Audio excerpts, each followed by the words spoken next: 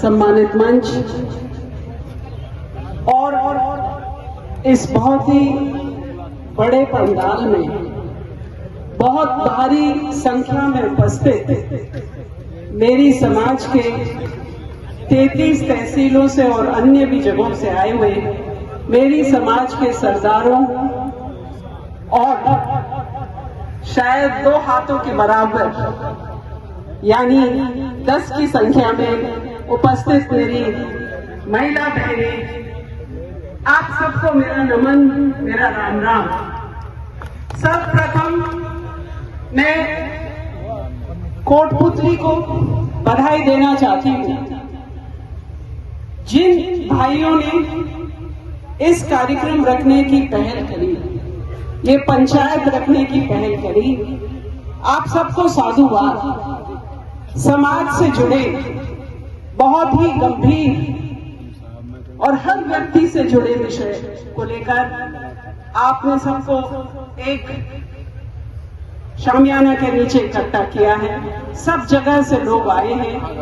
आपने समाज का दर्द समझा है और समाज की समस्या समझी है और इस समस्या का समाधान ढूंढने का आपने प्रयास किया है। इसके लिए आपको बहुत बहुत बधाई और हमारा आभार। वाकई में हमारा आभार कि आपने ये पहल करी है। बधाई आप सभी को जो यहाँ उपस्थित हुए हैं। इतने सौम्य, इतने सहज, इतने शानदार तरीके से आप यहाँ बैठ करके सबकी बातें सुन रहे हैं। भाई मुखिया ने सही कहा कि आंदोलन, आरक्षण आंदोलन के समय बहुत भीड़ होती थी, कई लाखों में भीड़ होती थी, पर ये जो भीड़ है ये उन लाखों से कम नहीं है, क्योंकि आप 33 तहसीलों से आए हैं और बहुत अच्छी आपकी उपस्थिति है यहाँ। आप सबको धन्यवाद। आप लोग कौन हैं? आप लोग कौन हैं जो यहाँ बैठे हुए हैं? आप सब कर्नल साहब की बहादुर कौम, उनकी दरियादिल कौम के लोग हैं। आप सब कर्नल साहब के संघर्ष के साथी हैं। एक एक चेहरा आपका जाना पहचाना, उस संघर्ष में आप लोग इकट्ठे हुए। आपने बहुत बड़े बड़े काम किए, बहुत बड़े काम किए। तो मैं आपको याद दिलाना चाहती हूँ कि जब आपके सामने कोई समस्या आई, जब समय आया आपको कोई निर्णय लेने का, तो आप डरे नहीं, आप हटे नहीं, बिल्कुल नहीं डरे, बिल्कुल नहीं हटे। आपने समस्या को फेस किया, आपने रास्ते निकाले, उपाय निकाले। तो आज जब हम सामाजिक कुरीतियों की बात करते हैं, ये भी एक समस्या है समाज के सामने। और आप वही लोग हैं जो आंदोलन में थे, तो क्यों नहीं आप में पूरी क्षमता है, आप में पूरी ताकत है, आप में पूरा विवेक भी है, आप चिंतन भी कर सकते हैं। आप सब लोग, मैं ऐसा मानती हूं कि आप सब लोग सारी बातों को समझते हैं। जब हम सारी बातों को समझते हैं, जब हमें पता है कि उपाय क्या है, तो हमको हमारे पड़ोसी से डरना नहीं चाहिए, हमको औरों के झांसे में नहीं आना चाहिए, हमको कंपटीशन नहीं करना चाहिए। हम अपनी टांग उतनी ही पसारें जितनी हमारी चादर है। ये बहुत ही सरल बात है, सदियों से बताई जाती है, पर हम इस बात को भूल रहे हैं। हम प्रेशर में आ जाते हैं, हम बहुत भारी खर्चा करते हैं, हम कर्जा लेते हैं।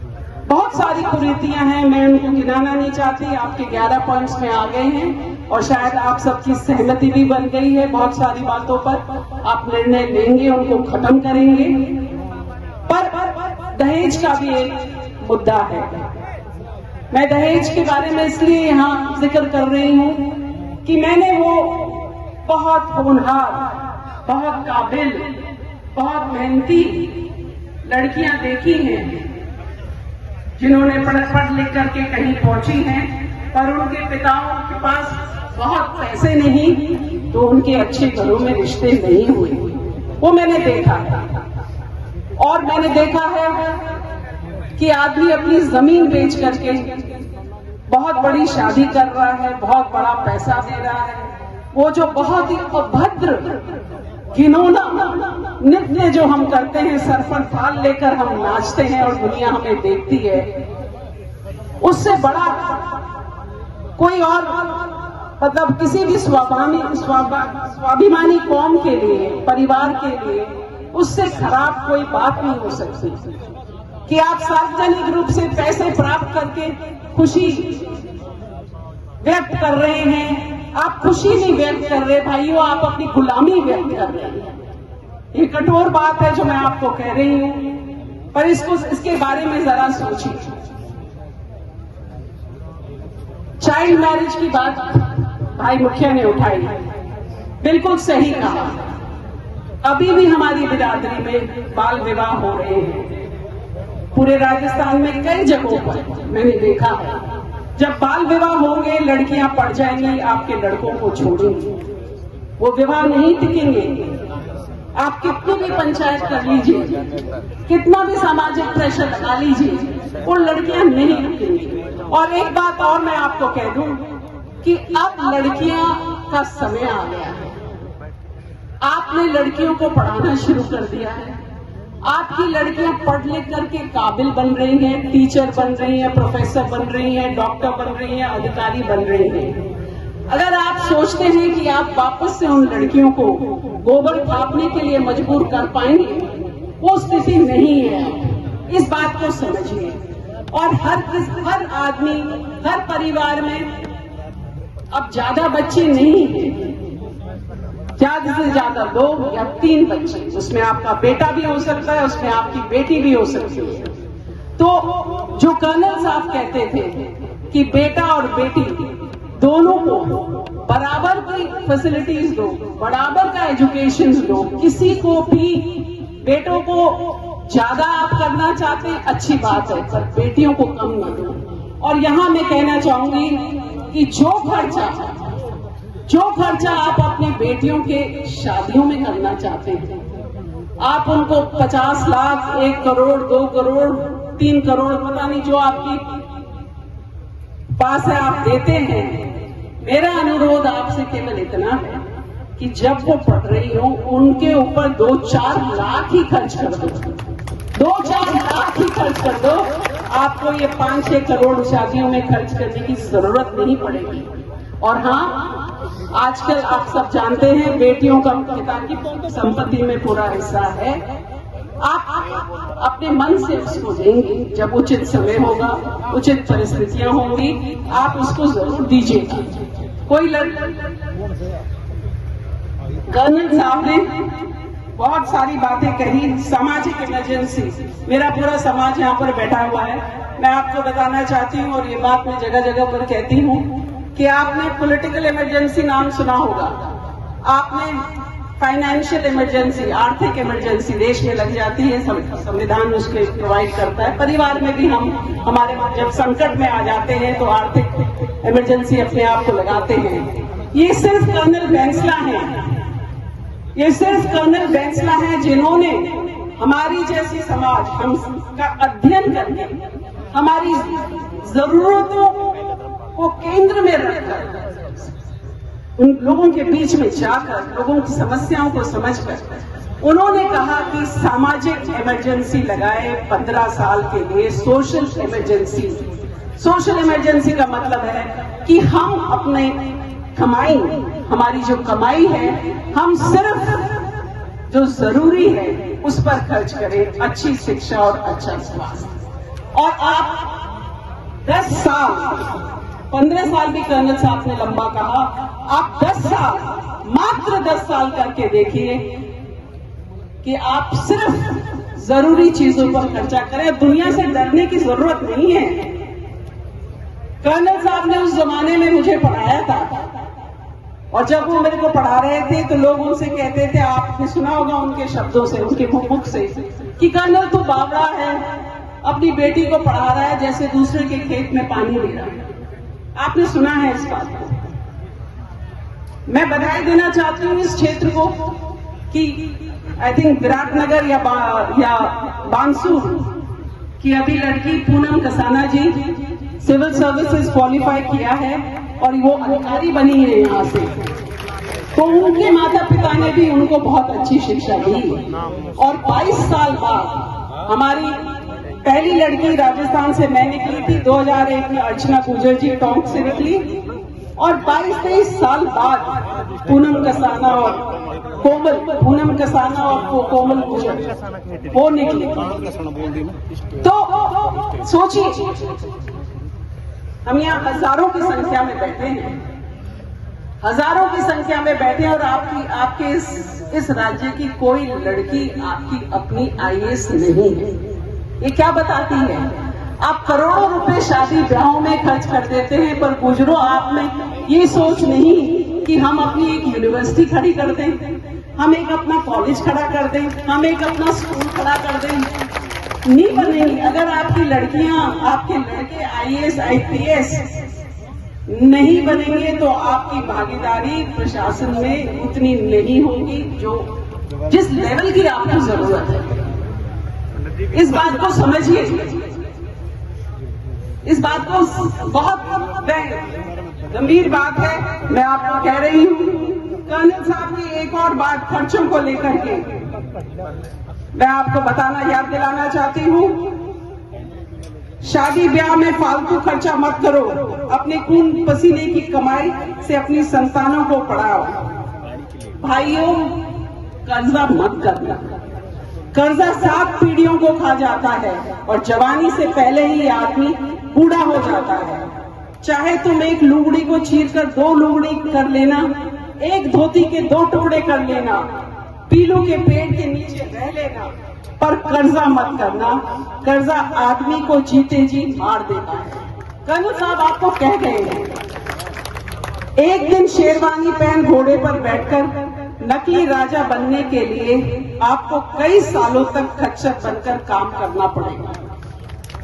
ये बातें कर्नल साहब इस पुस्तक में, ये कर्नल साहब के विचारों की पुस्तक है, हिम्मत, मेहनत और नियत। ये 3 शब्द कर्नल साहब के खुद के दिए हुए हैं। आज मैं इन तीनों शब्द पर ही बात करती हूँ। हमारी कौम में हिम्मत की कमी नहीं, मेहनत की कमी नहीं, और आज हमारी नीयत सही रहे अपने बच्चों के प्रति, अपने बच्चों के प्रति हमारी नीयत सही रहे, हमारी बेटियों के प्रति, हमारी बहुओं के प्रति, इस बात का हम यहाँ पर प्रण ले लें। एक और विषय जिसको मैं टच करना चाहूंगी, भाई विजय ने मोबाइल का जिक्र किया, मैं पूरी तरह उनसे सहमत हूं। मैं आपको अलर्ट करना चाहती हूं कि हम बहुत सारी रीलें अपनी बहन बेटियों की बना करके सोशल मीडिया पर शेयर करते हैं। ये खतरे से खाली नहीं है। आपको लाइक्स मिल सकती हैं, आपको थोड़ा रेवेन्यू पैसा मिल सकता है इससे, पर निश्चित रूप से आने वाले समय में आपको इससे बहुत नुकसान होगा। इसको बंद करिएगा। दूसरी बात, हमें गर्व किस बात पर है? हमें गर्व अपनी आइडेंटिटी पर है कि हम गुर्जर हैं, हमारी अपनी पहचान है, इस बात पर हमको गर्व है। तो हमारी जो संस्कृति है इसको भी हम बनाए रखें। हमारी शादी ब्याहों में जो पुराने गीत चलते थे, उन गीतों को दोबारा से सुने, नई पीढ़ी को सिखाएं। डीजे की आवाज से और डीजे की ध्वनि से हमारी संस्कृति खत्म होती जा रही है। संस्कृति को बचाए रखें, आइडेंटिटी को बचाए रखें। और कोटपुतली, आपको बहुत सारे अवसर मिल रहे हैं। आने वाला समय आपकी लोकेशन की वजह से, जहां आप स्थित हैं उसकी वजह से आपके लिए बहुत शुभ होगा। ध्यान रखें, जमीनें अगर आप बेचते हैं तो आगे जमीनों में निवेश करें। जमीनें आप बेचते हैं, आपकी मजबूरी है, आपकी जरूरत है, आपको अच्छे दाम मिल रहे हैं, इस तरह का आप निर्णय लेते हैं, तो आगे से आगे जमीनें खरीदें। आपकी बहुत सारी जमीन बिक चुकी है, एनसीआर के लोगों ने खरीद ली है। ऐसा ना हो कि आपके जो पुश्तैनी धन है वो आपके हाथों से सिर्फ आपके रोजमर्रा के जीवन को चलाने में ही खर्च हो जाए। शादी ब्याह करने में खर्च हो जाए। आज अगर आपके पास जमीन नहीं बचेगी, अगर आपके पास जमीन नहीं बचेगी तो भाइयों आपका अस्तित्व गुम हो जाएगा। कर्नल साहब के जब शांत हुए तो उनके लिए नारा लगा, जो आप सब अच्छी तरह जानते हैं, कर्नल तेरी नेक कमाई तूने सोती कौम जगाई। मैं नारा लगाऊंगी, आप मेरे साथ बोलेंगे, क्योंकि आपको ये दर्शाना है आज यहां निर्णय लेकर के, आज यहां निर्णय लेकर के कि आप वाकई में जाग गए हैं। कर्नल तेरी नेक कमाई, कर्नल तेरी नेक कमाई। हम हमारे लीडर्स को याद करते हैं, स्वर्गीय राजेश पायलट जी, जिनकी लीडरशिप में हमारी राजनीतिक पहचान बनी। स्वर्गीय कर्नल साहब, जिसने हम सब की रूह में शक्ति फूंकी, हमको जीवन दान दिया। हम स्वाभिमान से खड़े हो पा रहे हैं, हम अपनी जगह शासन और प्रशासन में ले पा रहे हैं। जो भी निर्णय इस महापंचायत का होगा वो सबको स्वीकार होगा। ये निर्णय आप सबको मिल करके लेना है। कर्नल साहब के शब्दों में छा जाओ और छाए रहो। ढेर सारी शुभकामनाएं। धन्यवाद।